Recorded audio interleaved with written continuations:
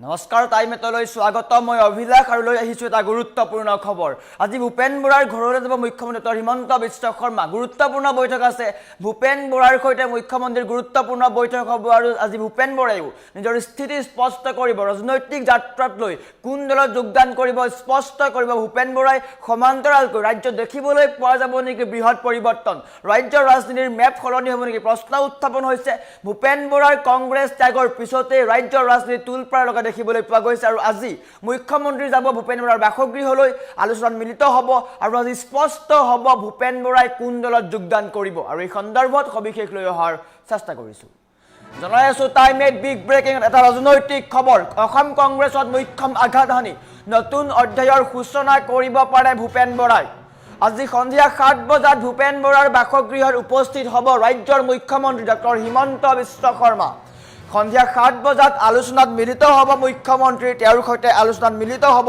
আৰু তাৰ পিছতে হয়তো স্থিতি স্পষ্ট হ'ব গুৰুত্বপূৰ্ণ বৈঠকৰ পিছতে ভূপেন বৰাই নিজৰ ৰাজনৈতিক স্থিতি স্পষ্ট কৰাৰ সম্ভাৱনা আছে কিয় দলৰ পৰা ত্যাগ কৰিলে সেই কথা ভূপেন বৰাই কৈ গ'ল নিশা সংবাদমেলযোগে ভূপেন বৰাই কেইবাটাও বিস্ফোৰক মন্তব্য দিলে এটাকৈ বিস্ফোৰক তথ্য দাঙি ভূপেন বৰাই কংগ্ৰেছৰ বিৰুদ্ধে উজাৰিলে ক্ষোভ 47খনকৈ আসন সংখ্যালঘুৰ বাবে সংৰক্ষণৰ দাবীক লৈ ক্ষোভ প্ৰকাশ ভূপেন বৰাৰ উজনিৰ বিভিন্ন সমষ্টিলৈ কংগ্ৰেছৰ পৰ্যবেক্ষক প্ৰেৰণক লৈ তীব্ৰ অসন্তুষ্টি ভূপেন বৰাৰ সমান্তৰালকৈ বিহালী টিকট দিয়াৰ কথা মই গম নাপাওঁ বুলি উল্লেখ কৰিছে পেপাৰতে গম পায় ভূপেন বৰাই মই প্ৰদেশ কংগ্ৰেছৰ সভাপতি হৈ থাকোঁতে দলত এই অৱস্থা ইয়াৰ অৰ্থ কংগ্ৰেছত গুৰুত্ব কমি গৈছিল ভূপেন বৰাৰ টিকট লৈ আহি দলত যোগদান কৰিছিল বিহালীৰ প্ৰাৰ্থী এইসমূহ কথা ভূপেন বৰাই গম পোৱা নাছিল কংগ্ৰেছৰ 5 টকীয়া মেম্বাৰ নোহোৱাকৈ টিকট পাইছিল বিহালীৰ প্ৰাৰ্থীয়ে বিস্ফোৰক মন্তব্য কৰিছে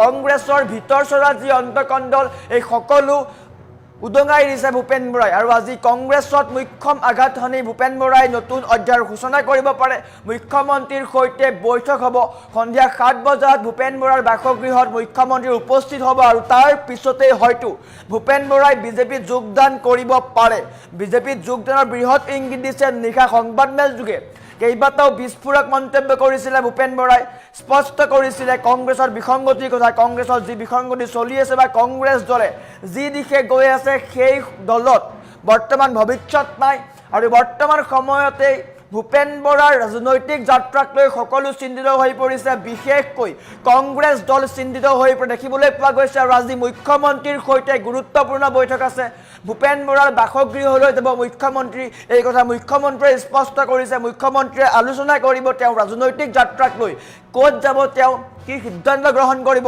সেইসমূহ আজি আলোচনা হ'ব আৰু নিশ্চয়কৈ বিজেপিত যোগদান কৰিব পাৰে কালি নিশাৰ সংবাদমেল যোগে ভূপেন বৰাই এটা কথা স্পষ্ট কৰিলে তেওঁ কংগ্ৰেছ দলৰ পৰা পদত্যাগ কৰিছে আনহাতে যিসমূহ আঞ্চলিক দল আছে ৰাইজৰ দল অসম জাতীয় পৰিষদ সেইসমূহত নোযোৱাৰ ইংগিত বহন কৰিলে আৰু ইয়াৰ পৰা এটা বুজিব পাৰি নিশ্চয়কৈ ভূপেন বৰাই বিজেপিত যোগদান কৰিব পাৰে যদি বিজেপিত যোগদান কৰে ভূপেন বৰাই তেন্তে বিৰোধী পক্ষত বা কংগ্ৰেছত মুখ্যম আঘাত বুলি ক'ব লাগিব যি সময়ত কংগ্ৰেছে কৈ আছে বিজেপিক পৰাস্ত কৰিব লাগে বিজেপিৰ বিৰুদ্ধে মিত্ৰজোঁট গঠন কৰিছে সেই সময়তে ভূপেন বৰাৰ দৰে এগৰাকী শক্তিশালী নেতাই কংগ্ৰেছ দল ত্যাগ কৰি কংগ্ৰেছৰ ৰাজহাৰ ভাঙি দিছে বুলি ক'ব লাগিব কংগ্ৰেছৰ ৰাজহাৰ বৰ্তমান সময়ত তছনছ হৈ গৈছে অস্থিৰ হৈ পৰিছে কংগ্ৰেছ আৰু কালিৰ দিনটোত গৌৰৱ গগৈয়ে নিজৰ অহংকাৰ আঁতৰাই ভূপেন বৰাক ক্ষমা বিচাৰিছিলে যিগৰাকী গৌৰৱ গগৈয়ে ভূপেন বৰাক সভাপতিৰ পৰা আঁতৰাই দিয়া হৈছিলে কংগ্ৰেছৰ সভাপতি হৈ থকাৰ অৱস্থাতেই কংগ্ৰেছৰ ভিতৰত কোনো কথা গম নাপায় ভূপেন বৰাই সেইগৰাকী ভূপেন বৰাই কি কৰিলে সেইগৰাকী ভূপেন বৰাৰ সৈতে ভূপেন বৰাই দল ত্যাগ কৰাৰ পিছতেই দলৰ নেতৃত্বই কংগ্ৰেছৰ নেতৃত্বই কংগ্ৰেছ দলটো বচোৱাৰ স্বাৰ্থ টানি আজুৰি তেওঁক লগত বহুৱালে আৰু গৌৰৱ গগৈক ক্ষমা খুজিলে এইসমূহ তেওঁলোকে পূৰ্বে কৰিব লাগিছিল কিন্তু ভূপেন বৰা আঁতৰি যোৱাৰ উমান পাই নিজৰ অস্তিত্ব নাইকিয়া হোৱাৰ ভয়ত তেওঁলোকে দলীয় নেতৃত্বই এইসমূহ কাম কৰি আহিছে আৰু ভূপেন বৰাই এটা কথা স্থিতি স্পষ্ট কৰিলে যে কংগ্ৰেছত মই মাৰ খাই আছিলোঁ কংগ্ৰেছৰ দিনত কংগ্ৰেছৰ কাৰণে বহুত কৰিলোঁ কংগ্ৰেছৰ দিনত মই মাৰ খালোঁ কিন্তু কংগ্ৰেছে মোক সমান মৰ্যাদা দিয়া নাই গতিকে ভূপেন বৰাই কংগ্ৰেছ ত্যাগ কৰিছে আৰু হয়তো 26ৰ নিৰ্বাচন আহি আছে আৰু 26ৰ নিৰ্বাচনৰ পূৰ্বে ৰাজ্যৰ ৰাজনীতিৰ মেপ সলনি হ'ব পাৰে যিগৰাকী ভূপেন বৰাক বিৰোধী পক্ষ দেখিবলৈ পোৱা গৈছিলে এগৰাকী শক্তিশালী নেতা এগৰাকী বিৰোধী নেতা হিচাপে শক্তিশালী বা বলিষ্ঠ ভূমিকা লৈ আহিছে আৰু সেইগৰাকী ভূপেন বৰাই বৰ্তমান সময়ত কংগ্ৰেছৰ পৰা পদত্যাগ কৰি বিজেপিত যোগদান কৰিব পাৰে। যদি সঁচাকৈ বিজেপিত যোগদান কৰে তেন্তে নিশ্চয়কৈ বিৰোধী পক্ষত হাহাকাৰ পৰিৱেশৰ সৃষ্টি হ'ব। আৰু আজি ভূপেন বৰাৰ ঘৰলৈ যাব ৰাজ্যৰ মুখ্যমন্ত্ৰী ডক্টৰ হিমন্ত বিশ্ব শৰ্মা। ভূপেন বৰায়ো আজি স্পষ্ট কৰিব নিজৰ স্থিতি। কালি সংবাদমেল যোগে এই কথা কৈছে। ইয়াৰ এটাও কথা হ'ব পাৰে, মুখ্যমন্ত্ৰী যাব, মুখ্যমন্ত্ৰীৰ সৈতে মিলিত হ'ব বৈঠকত, দুয়োগৰাকী মিলিত হৈ যদি সম্ভৱ হয় তেন্তে বিজেপিত যোগদান কৰাৰ কথা স্পষ্ট হ'ব আজি। যদি এনেকুৱা হয় তেন্তে বিৰোধী পক্ষত কিন্তু মুখ্যম আঘাত হ'ব লাগিব, বিৰোধী পক্ষৰ হাহাকাৰ পৰিৱেশৰ সৃষ্টি হ'ব। যিগৰাকী ভূপেন বৰাক টানি আজুৰি কংগ্ৰেছৰ ৰখাৰ চেষ্টা কৰিছে, এগৰাকী শক্তিশালী নেতা। ভূপেন বৰা হৈছে এগৰাকী শক্তিশালী নেতা, বিৰোধী পক্ষৰ শক্তিশালী নেতা। আৰু সেইগৰাকী ভূপেন বৰাই কংগ্ৰেছ ত্যাগ কৰাৰ পিছতে অস্থিৰ হৈ পৰিছে কংগ্ৰেছ। বিশেষকৈ গৌৰৱ গগৈ, ৰকিবুল হুছেইন, জিতেন্দ্ৰ সিং, প্ৰদ্যুৎ বৰদলৈ, দেৱব্ৰত শইকীয়া, এইসমূহৰ মাজত হাহাকাৰ পৰিৱেশৰ সৃষ্টি হৈছে। কিয়নো ২৬ৰ নিৰ্বাচনৰ প্ৰাকখনত কংগ্ৰেছৰ হাহাকাৰ পৰিৱেশ, অস্থিৰ হৈ পৰিছে কংগ্ৰেছ। ইজনৰ পিছত সিজন কংগ্ৰেছীয়ে দল ত্যাগ কৰিছে আৰু বৰ্তমান সময়ত এগৰাকী শক্তিশালী নেতা ভূপেন বৰাই দল ত্যাগ কৰিছে আৰু বিজেপিৰ হয়তো যোগদান কৰাৰ সম্ভাৱনা আছে। আমাৰ ওচৰত মুখ্যমন্ত্ৰীৰ মন্তব্য আছিলে, মুখ্যমন্ত্ৰীয়ে কি কৈছে ভূপেন বৰাৰ সন্দৰ্ভত দেখুৱাই লোৱাৰ চেষ্টা কৰিছোঁ।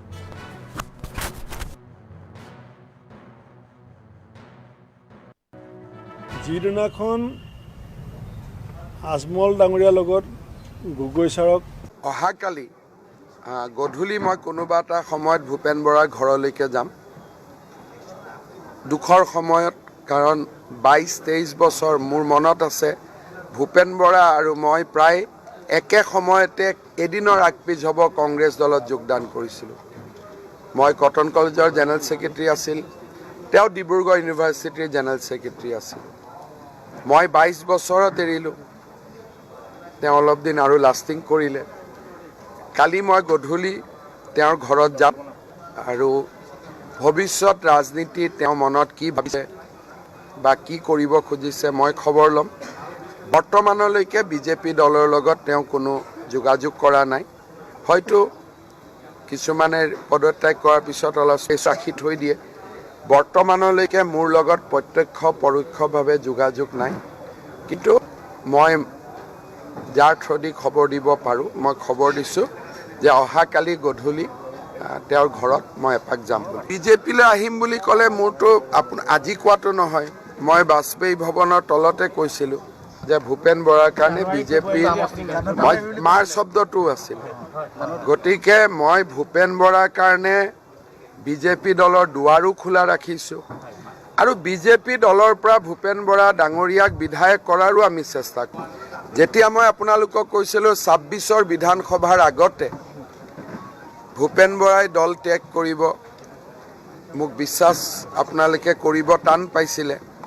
আৰু আজি মই দ্বিতীয় ভৱিষ্যতবাণী কৰিছোঁ, ২০২৯ চনৰ লোকসভা নিৰ্বাচনৰ প্ৰাক মুহূৰ্তত প্ৰদ্যুৎ বৰদলৈও কংগ্ৰেছ দল ত্যাগ কৰিব। অহাকালি গধূলি মই কোনোবা এটা সময়ত ভূপেন বৰাৰ ঘৰলৈকে যাম। দুখৰ সময়ত, কাৰণ ২২-২৩ বছৰ মোৰ মনত আছে ভূপেন বৰা আৰু মই প্ৰায় একে সময়তে এদিনৰ আগপিছ হ'ব কংগ্ৰেছ দলত যোগদান কৰিছিলোঁ। মই কটন কলেজৰ জেনেৰেল ছেক্ৰেটাৰী আছিল, তেওঁ ডিব্ৰুগড় ইউনিভাৰ্চিটিৰ জেনেৰেল ছেক্ৰেটাৰী আছিল। মই ২২ বছৰত এৰিলোঁ, তেওঁ অলপ দিন আৰু লাষ্টিং কৰিলে। কালি মই গধূলি তেওঁৰ ঘৰত যাম আৰু ভৱিষ্যত ৰাজনীতিত তেওঁ মনত কি ভাবিছে বা কি কৰিব খুজিছে মই খবৰ ল'ম। বৰ্তমানলৈকে বিজেপি দলৰ লগত তেওঁ কোনো যোগাযোগ কৰা নাই। হয়তো কিছুমানে পদত্যাগ কৰাৰ পিছত অলপ ৰাখি থৈ দিয়ে। বৰ্তমানলৈকে মোৰ লগত প্ৰত্যক্ষ পৰোক্ষভাৱে যোগাযোগ নাই, কিন্তু মই যাৰ থ্ৰুদি খবৰ দিব পাৰোঁ মই খবৰ দিছোঁ যে অহাকালি গধূলি তেওঁৰ ঘৰত মই এপাক যাম। বিজেপিলৈ আহিম বুলি ক'লে মোৰতো আজি কোৱাটো নহয়, মই বাজপেয়ী ভৱনৰ তলতে কৈছিলোঁ যে ভূপেন বৰাৰ কাৰণে বিজেপি, মই মাৰ শব্দটো আছিল। গতিকে মই ভূপেন বৰাৰ কাৰণে বিজেপি দলৰ দুৱাৰো খোলা ৰাখিছোঁ আৰু বিজেপি দলৰ পৰা ভূপেন বৰা ডাঙৰীয়াক বিধায়ক কৰাৰো আমি চেষ্টা কৰিম। যেতিয়া মই আপোনালোকক কৈছিলোঁ 26ৰ বিধানসভাৰ আগতে ভূপেন বৰাই দল ত্যাগ কৰিব, মোক বিশ্বাস আপোনালোকে কৰিব টান পাইছিলে। যিদিনাখন আজমল ডাঙৰীয়াৰ লগত গগৈ ছাৰক হাত মিলাবলৈ ষড়যন্ত্ৰমূলকভাৱে এজন মানুহে বাধ্য কৰিলে, সেই দিনটোৰ পৰা আজিলৈকে কংগ্ৰেছৰ উত্থান কেতিয়া হৈছে? নাই, ভিডিঅ' ফুটেজ আছে। নাই, তেতিয়া জিতেন্দ্ৰ সিং ডাঙৰীয়া নাছিলে। গগৈ ছাৰৰ হাতখন এনেকৈ ধৰি আজমলৰ হাতখনত লগাই টেলিভিশ্যনৰ আগত খোজ কঢ়োৱা মানুহজন কোন আছিলে? আপোনালোকে মনত পেলাব, আপোনালোকৰ ফুটেজ ওলাই যাব। সেইবিলাক ডেট, ৰাজ্যসভা নমিনেশ্যনৰ ডেট গুগলত মাৰি দিলে পাই যাব। গতিকে কি চলি আছে? কথা নুশুনাটো ডাঙৰ কথা নহয়। সভাপতি থাকিলে যে সভাপতি একনায়কত্ববাদী নহয়, দল সকলোৱে মিলি চলে। কিন্তু টিকেট কোনে পালে? যোনে পাৰ্টিত জইন কৰা নাই। টিকেট পাইছে মই পেপাৰত গম পাওঁ, মই সভাপতি। তেতিয়া মোৰ অৱস্থাটো চাব। প্ৰদেশ কংগ্ৰেছৰ সভাপতিয়ে বিহালীৰ বাই ইলেকশ্যনত টিকেট কোনে পালে সেইটো পিছদিনা পেপাৰ পঢ়িছে ঘৰলৈ, আৰু মানুহজনে মোৰ ঘৰৰ পৰা এ ফৰ্ম বি ফৰ্ম নিবলৈ অহা নাই, আৰু টিকেটটো লৈ পেলাই জইন কৰিছে পাৰ্টিত। তেতিয়া বাকী কংগ্ৰেছ কেলৈ কৰি থাকিব লাগে? আপোনালোকে গোটেইখিনি পৰ্যালোচনা কৰক। মই বিচাৰিছোঁ কংগ্ৰেছ দলে যদি বিজেপিৰ বিৰুদ্ধে যুঁজিব বিচাৰিছে, এই আখুৱাবিলাক দূৰ কৰি ল'ব লাগিব। এই আখুৱাবিলাক চকু মুদি চাই থাকি চকু কিমান দেৰি মুদি থাকিব? আপুনি ভাল টোপনি মাৰিম বুলি ক'লেও আপুনিতো 24 ঘণ্টা শুই থাকিব নোৱাৰে। কিমান দেৰি আপুনি চকু মুদি থাকিব? যিদিনাখন আজমল ডাঙৰীয়াৰ লগত গগৈ ছাৰক হাত মিলাবলৈ ষড়যন্ত্ৰমূলকভাৱে এজন মানুহে বাধ্য কৰিলে, সেই দিনটোৰ পৰা আজিলৈকে কংগ্ৰেছৰ উত্থান কেতিয়া হৈছে? নাই, ভিডিঅ' ফুটেজ আছে। নাই, তেতিয়া জিতেন্দ্ৰ সিং ডাঙৰীয়া নাছিলে। গগৈ ছাৰৰ হাতখন এনেকৈ ধৰি আজমলৰ হাতখনত লগাই টেলিভিশ্যনৰ আগত খোজ কঢ়োৱা মানুহজন কোন আছিলে? আপোনালোকে মনত পেলাব, আপোনালোকৰ ফুটেজ ওলাই যাব। সেইবিলাক ডেট, ৰাজ্যসভা নমিনেশ্যনৰ ডেট গুগলত মাৰি দিলে পাই যাব। গতিকে কি চলি আছে? কথা নুশুনাটো ডাঙৰ কথা নহয়। সভাপতি থাকিলে যে সভাপতি একনায়কত্ববাদী নহয়, দল সকলোৱে মিলি চলে। কিন্তু টিকেট কোনে পালে? যোনে পাৰ্টিত জইন কৰা নাই। টিকেট পাইছে মই পেপাৰত গম পাওঁ, মই সভাপতি। তেতিয়া মোৰ অৱস্থাটো চাব। প্ৰদেশ কংগ্ৰেছৰ সভাপতিয়ে বিহালীৰ বাই ইলেকশ্যনত টিকেট কোনে পালে সেইটো পিছদিনা পেপাৰ পঢ়িছে ঘৰলৈ, আৰু মানুহজনে মোৰ ঘৰৰ পৰা এ ফৰ্ম বি ফৰ্ম নিবলৈ অহা নাই, আৰু টিকেটটো লৈ পেলাই জইন কৰিছে পাৰ্টিত। তেতিয়া বাকী কংগ্ৰেছ কেলৈ কৰি থাকিব লাগে? আপোনালোকে গোটেইখিনি পৰ্যালোচনা কৰক। মই বিচাৰিছোঁ কংগ্ৰেছ দলে যদি বিজেপিৰ বিৰুদ্ধে যুঁজিব বিচাৰিছে, এই আখুৱাবিলাক দূৰ কৰি ল'ব লাগিব। এই আখুৱাবিলাক চকু মুদি চাই থাকি চকু কিমান দেৰি মুদি থাকিব?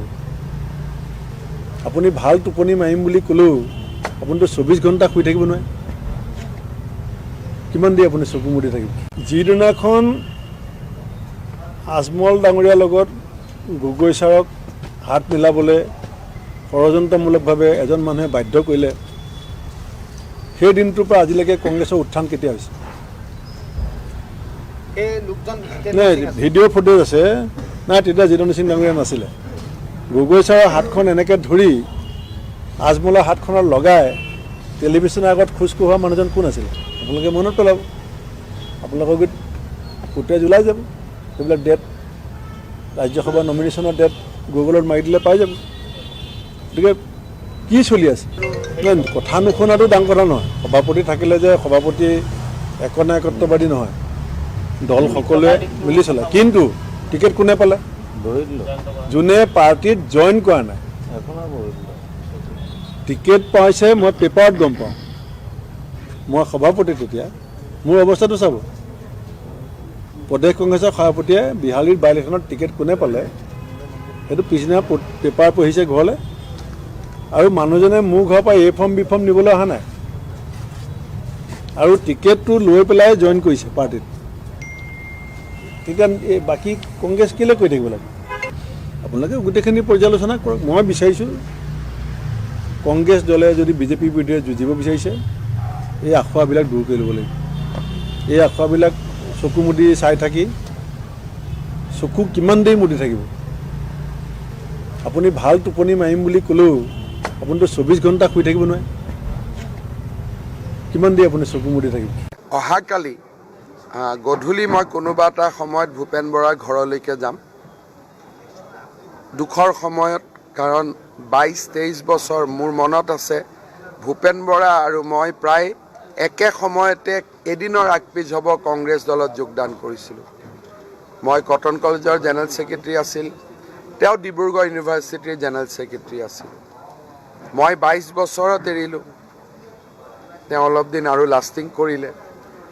কালি মই গধূলি তেওঁৰ ঘৰত যাম আৰু ভৱিষ্যত ৰাজনীতি তেওঁ মনত কি ভাবিছে বা কি কৰিব খুজিছে মই খবৰ ল'ম। বৰ্তমানলৈকে বিজেপি দলৰ লগত তেওঁ কোনো যোগাযোগ কৰা নাই।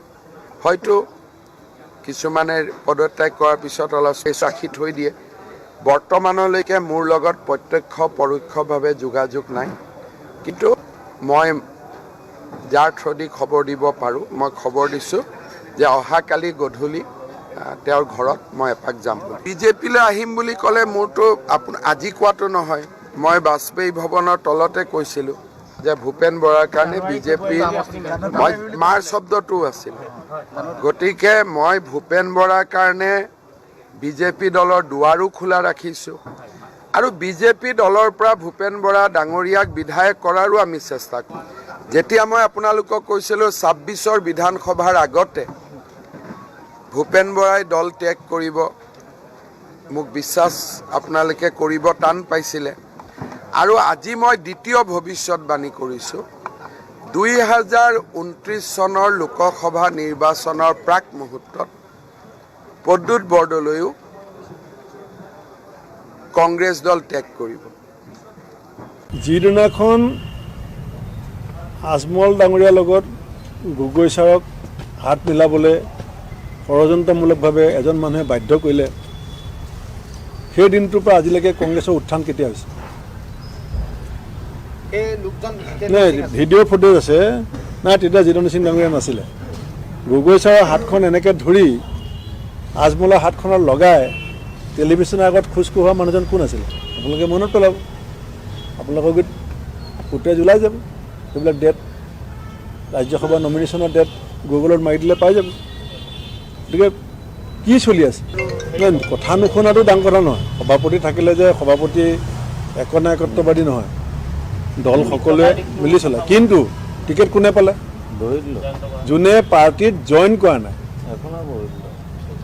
টিকেট পাইছে মই পেপাৰত গম পাওঁ, মই সভাপতি। তেতিয়া মোৰ অৱস্থাটো চাব। প্ৰদেশ কংগ্ৰেছৰ সভাপতিয়ে বিহালীৰ বাই ইলেকশ্যনত টিকেট কোনে পালে সেইটো পিছদিনা পেপাৰ পঢ়িছে ঘৰলৈ, আৰু মানুহজনে মোৰ ঘৰৰ পৰা এ ফৰ্ম বি ফৰ্ম নিবলৈ অহা নাই, আৰু টিকেটটো লৈ পেলাই জইন কৰিছে পাৰ্টিত।